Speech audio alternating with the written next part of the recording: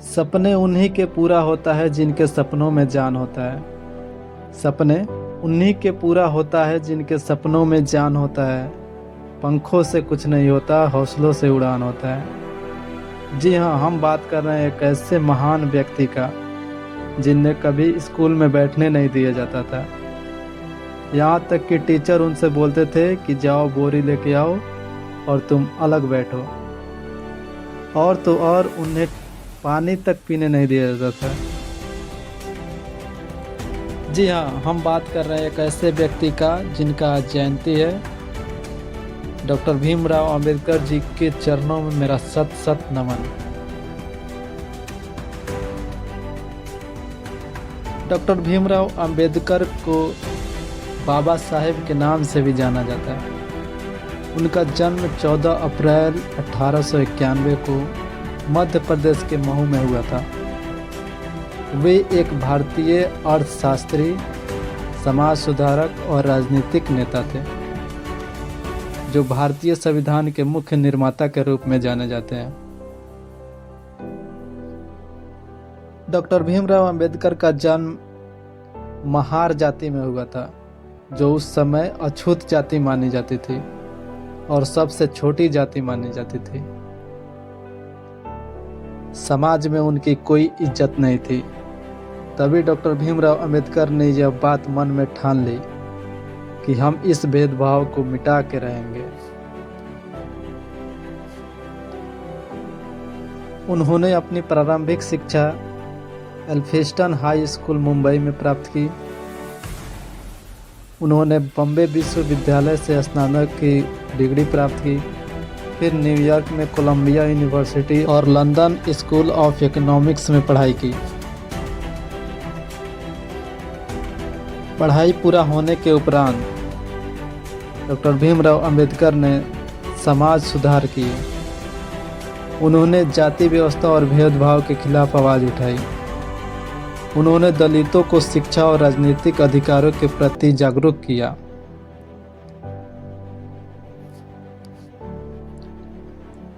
उन्होंने गरीबों की लड़ाई लड़ी और उनका अधिकार दिलवाया। बाद में अंबेडकर साहब को भारतीय संविधान सभा में संविधान मसौदा समिति का अध्यक्ष बनाया गया।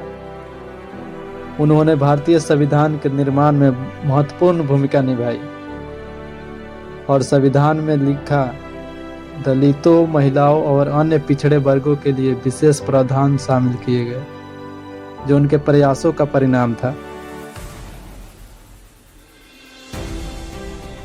डॉक्टर भीमराव अंबेडकर को भारतीय संविधान के जनक के रूप में जाना जाता है और वे एक महान समाज सुधारक और दलित अधिकारों के चैंपियन थे। उनकी शिक्षा, लेखन और राजनीतिक ने भारत के सामाजिक और राजनीतिक परिदृश्य को आकार कर दिया।